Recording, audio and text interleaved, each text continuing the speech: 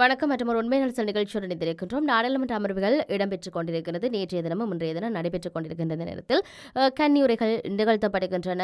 பல்வேறுபட்ட வாத பிரதிவாதங்களும் இடம்பெற்றுக் கொண்டிருக்கிறது. ஆனால் நாடாளுமன்றத்தில் ஒவ்வொரு மீதான குற்றச்சாட்டுகள் முன்வைக்கப்பட்டிருந்தாலும் இந்த அரசாங்கத்தோடு சேர்ந்து பயணிக்கப் போகின்றோம் என்று சொல்லியிருந்தாலும் ஒரு பக்கம் இருக்கக்கூடிய இன்னொரு அமைச்சர்கள் எம்பிமார்களை ஒவ்வொரு எம்பிமார் குற்றம் சாட்டி வந்திருந்தாலும் கொஞ்சம் காரசாரமான விவாதங்களாக சென்று கொண்டிருந்தாலும் இந்த 13வது திருத்தச் சட்டத்தை மாகாண சபை முறைமையை இல்லாமல் செய்வதாக இந்த டில்வின் சில்வாஸோட கருத்துக்கள் சார்ந்தும் பேசப்பட்டு கொண்டிருக்கின்றது.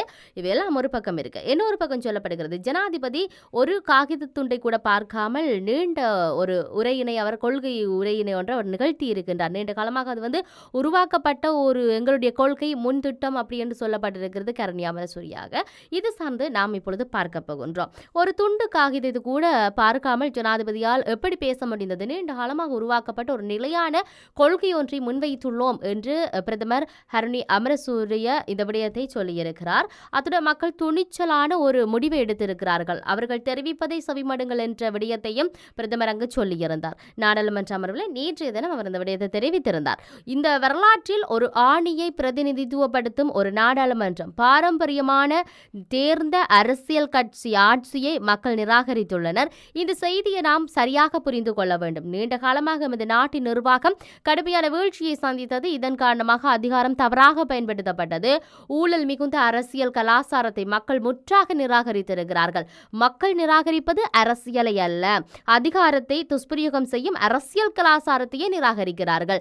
எங்கள் மக்கள், எங்கள் பிரஜைகள் எங்களை வித்தியாசமானவர்களாக இருக்குமாறு கேட்டுக்கொள்கின்றனர். அவர்கள் துணிச்சலான முடிவை எடுத்துள்ளார்கள். இந்த தருணத்தில் வரலாற்று முக்கியத்துவத்தை நீங்கள் அனைவரும் புரிந்து கொள்ள வேண்டும் என நான் வேண்டுகோள் விடுக்கின்றேன் என்ற விடயத்தை சொல்லியிருந்தார். எங்களுக்கு அந்த தேசத்தின் பிரஜைகள் விடுத்துள்ள சவாலை கரங்களில் எடுத்திருங்கள், பொதுமக்கள் என்ன தெரிவிக்கிறார்கள் என்பதை செவிமடுங்கள், நாங்கள் அனைவரும் இணைந்து இந்த தேசத்தை சிறந்த இடமாக மாற்றுவோம் என்று கருணி அமரசூரிய சொல்லியிருக்கிறார். இது இருக்க இன்னொரு பக்கம் அமர்வுகளிலேயே இந்த மாகாண சபை தேர்தல், மாகாண சபை முறை சார்ந்த விடயங்கள் பேசப்பட்டு கொண்டிருக்கிறது. அரசியல் அரசமைப்பில் சிறந்த ஒரு தீர்வு நடைமுறைப்படுத்தப்படும் வரை 13வது திருத்தச் சட்டம் நீக்கப்படாது. அது தொடர்பில் சகல தரப்பினருடன் ஆக்கப்பூர்வமான கலந்துரையாடல்கள் நடத்தப்படும் என்று நான் கூறினேன் என்று சொல்லி ஜேவிபியின் பொதுச் செயலாளர் டில்வின் சில்வா இந்த கருத்தை சொல்லியிருக்கிறார். மறக்க மாகாண சபை முறைமை எந்தவித கலந்துரையாடலுமின்றி ஒழிக்கப்படும் என நான் ஒருபோதும் கூறவில்லை என்ற விடயத்தையும் அவர் நேற்றைய தினம் முன்வைத்திருக்கிறார்.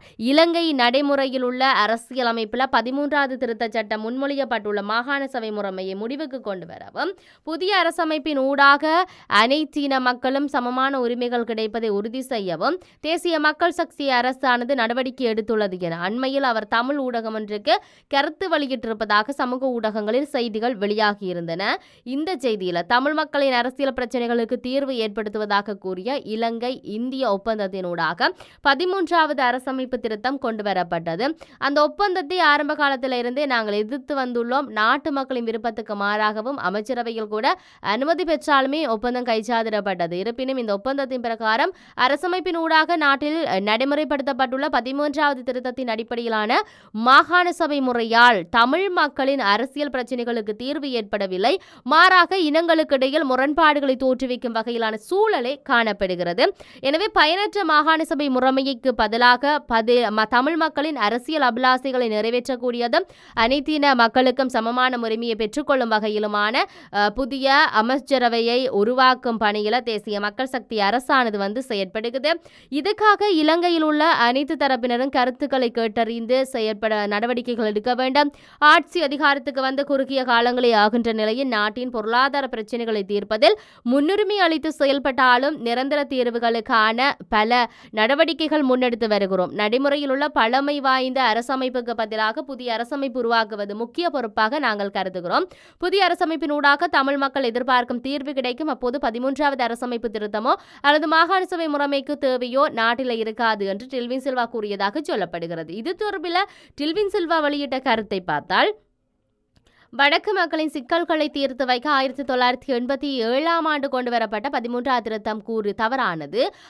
அதில் வடக்கு மக்களின் சிக்கல்களை தீர்த்து வைக்க மிகவும் நடைமுறை சாத்தியமானதும் சரியானதுமான தீர்வினை முன்வைக்க வேண்டியுள்ளது.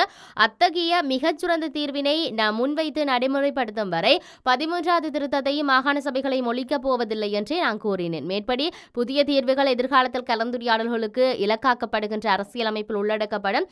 இந்த தீர்வு சம்பந்தப்பட்ட அரசு அனைத்து தரப்பினருடன் கருத்துக்கள் மற்றும் முன்மொழிவுகளை அடிப்படையாக கொண்டே தயாரிக்கப்படும் என்று சொல்லி செய்தி திரிவுபட்டு சென்றிருக்கிறது என்ற விடயத்தையும் சொல்லியிருந்தார். ஆனால் உண்மையில் இந்த டில்வின் சில்வா சொன்ன விடயம் சார்ந்து பல்வேறுபட்ட அமைச்சர்கள் பல்வேறுபட்ட தமிழ் மக்கள் பிரதிநிதிகள் கருத்துக்களை தெரிவித்திருந்ததை நாம் பார்க்கக்கூடியதாக இருக்கிறது. இதை தாண்டி நேற்று தினத்திலும் கூட நாடாளுமன்ற அமர்வில் இது சார்ந்த கருத்துக்கள் எல்லாம் முன்வைக்கப்படும். இந்த மாகாண சபை முறைமை நிராகரிக்கப்படுவது சார்ந்த பல கருத்துக்கள் வெளிவந்திருந்தது. ஆனால் இப்பொழுது டில்வின் சில்வா நேற்று தினத்தில் இந்த ஒரு செய்தியை வெளிவந்து விட்டிருக்கிறார். இந்த செய்தியானது தெரிவுபட்டு சென்றிருக்கின்றது என்பதை நாம் பார்க்க வேண்டிய தேவை இருக்கிறது. இதையும் சார்ந்து நேற்று தின நாடாளுமன்ற அமர்வில் ஸ்ரீதரன் நாடாளுமன்ற உறுப்பினர் சிவஞானம் ஸ்ரீதரன் தமிழ் மக்கள் அதாவது தமிழ் தேசியத்தை நீங்கள் மதித்து நடங்கள் என்ற ஒரு விடயத்தை சொல்லி இருப்பதோடு தமிழ் மக்கள் சார்ந்து ஏதாவது ஒரு விடயம் கிடைக்குமாக இருந்தால் உங்களுடைய ஆட்சியோடு சேர்ந்து பயணிப்பதற்கு நாங்கள் தயாராக இருக்கிறோம் என்ற ஒரு விடயத்தை அவர் முன்வைத்திருப்பதை பார்க்கக்கூடியதாக இருந்தது. இப்பொழுது 10வது பாராளுமன்றத்தினுடைய குழு தலைவராக நான் அந்த பொறுப்பை எடுத்திருக்கிறேன்.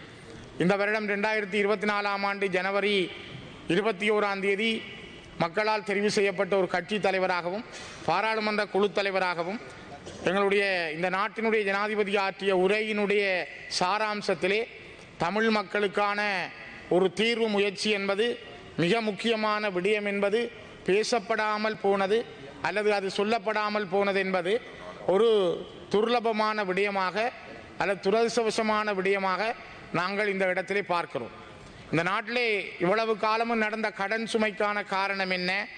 ஏன் இவ்வளவு கடன் சுமை வந்தது? இந்த நாடு ஏன் இவ்வளவு தூரம் பின்னோக்கி போனது? ஒரு சிங்கப்பூராக ஒரு ஜப்பானாக இந்த நாடு இருந்திருக்கக்கூடிய சூழல் மாறி ஏன் இந்த நாடு இன்று ஏனையவர்களிடம் கடன் பெற்று வாழ வேண்டிய ஒரு நாடாக மாறியிருக்கிறது என்றால் அதுக்குரிய காரணம் யுத்தம் காரணமாக நீங்கள் வாங்கிய கடன்களும் யுத்தம் காரணமாக சொந்த சகோதரர்கள் மீது நீங்கள் நடத்திய யுத்தமும் அதற்காக நீங்கள் பட்ட கடன்களும் இன்றைக்கு இந்த நாட்டை மிகப்பெரிய வங்குரோத்து நிலைக்கு கொண்டு சென்றிருக்கிறது. ஆனால் அதை மறக்கக்கூடிய வகையில் அல்லது அது இல்லை என்று சொல்லுவது போல ஜனாதிபதியினுடைய உரை அமைந்திருப்பது எங்களுக்கு ஏமாற்றத்தை தந்திருக்கிறது என்பதை நான் மீண்டும் பதிவு செய்கிறேன். இதே பாராளுமன்றத்தில் 2019ஆம் ஆண்டு ஜனாதிபதியாக தெரிவு செய்யப்பட்ட கோட்டபாய ராஜபக்ச அவர்கள் தன்னுடைய சிம்மாசன உரையிலும் அதுக்கு பின்னர் அவர் இந்தியா சென்ற பொழுது த ஹிந்து பத்திரிகைக்கு அளித்த பேட்டியிலும் இந்த நாட்டில் இருக்கின்ற பிரச்சனை தொடர்பில் தமிழ் மக்களுக்கான அரசியல் தீர்வு தொடர்பிலே எந்த ஒரு வார்த்தைகளையும் பேசாமல் தவிர்த்து சென்றிருந்தார். அந்த தவிர்ப்பு என்பதும் அவருடைய அந்த தவிர்த்தல் நடவடிக்கை என்பதும் இந்த நாட்டில் அவரை அடையாளம் தெரியாமல் ஆக்கி வைத்தது என்ற வரலாற்றை நீங்கள் ஒரு முறை திரும்பி பாருங்கள். இன்று உங்களிடம் பெரும்பான்மை இருக்கிறது. 159 ஆசனங்களோடு ஒரு சக்தியாக நீங்கள் உருவெடுத்திருக்கிறீர்கள். நாங்கள் அதை பாராட்டுகிறோம். மிக முக்கியமாக விகிதாசார தேர்தல் முறையிலே இந்த நாட்டினுடைய வரலாற்றில் தொகுதி அடிப்படை அல்ல, ஒரு விகிதாசார தேர்தல் முறையில் அதிகமான ஆசனங்களை பெற்றுக்கொண்ட ஒரு கட்சியாக என்பிபியினுடைய இந்த வரலாற்று அடையாளத்தை நாங்கள் மதிக்கிறோம். மக்களுடைய ஜனநாயக அடையாளத்தையும் ஜனநாயக தீர்ப்பையும் நாங்கள் ஏற்றுக்கொள்கிறோம். சிங்கள மக்கள், சிங்கள சகோதரர்கள், சிங்கள இளைஞர்களுடைய அந்த உன்னதமான பங்கும் இன்றைய மாற்றங்களையும் நாங்கள் உள்வாங்கிக் கொள்ள விரும்புகிறோம். நான் நினைக்கிறேன் இந்த உயர்ந்த சபையில் இன்று என்பிபி ஊடாக வந்திருக்கிற பல புதிய முகங்கள், பல அமைச்சர்கள், கல்வி கற்றவர்கள், கற்று தேறியவர்கள், மிக அனுபவம் வாய்ந்தவர்கள், சமூகத்திலே மக்களோடு ஊடாட்டம் கொண்டவர்கள், பல்தரப்பட்டவர்களாக நீங்கள் இந்த சபையை நிரப்பியிருக்கிறீர்கள். அது மிகவும் ஒரு மகிழ்ச்சிக்குரிய விடயம். உங்களைப் போலதான் நாங்கள் இரத்தமும் சதையுமாக நாங்கள் கண்ணீரோடு வாழ்ந்த ஒரு இனம். யுத்தத்தால், அதிலும் சிங்கள சகோதரர்களால் நடத்தப்பட்ட தமிழர்கள் மீதான யுத்தத்தால் மிகப்பெரிய அளவில் பாதிக்கப்பட்ட ஒரு இனம்.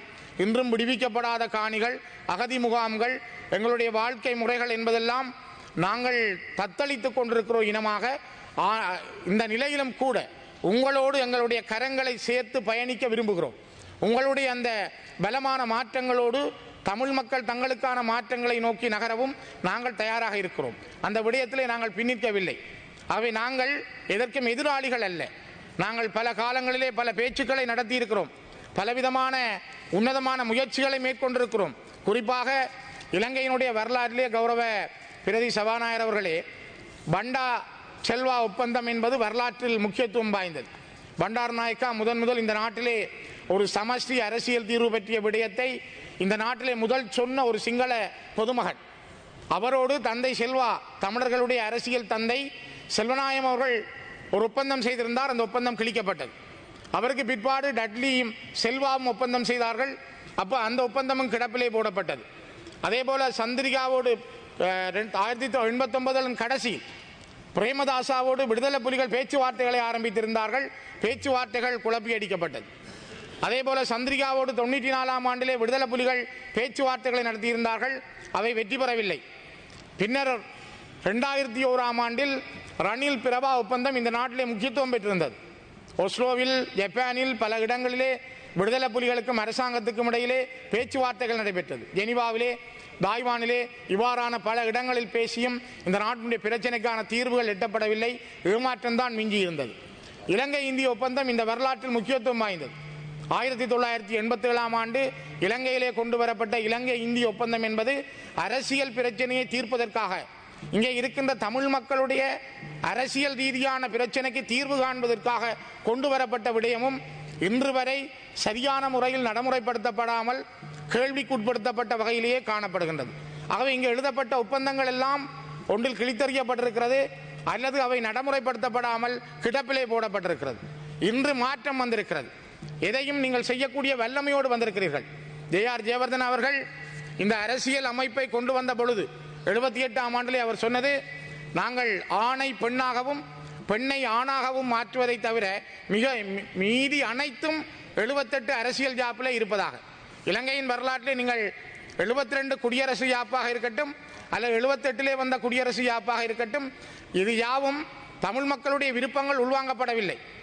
அதே நேரம் மக்களுடைய ரெஃபரண்டம், பொதுசன வாக்கெடுப்புக்கு விடுக்கப்படவும் இல்லை.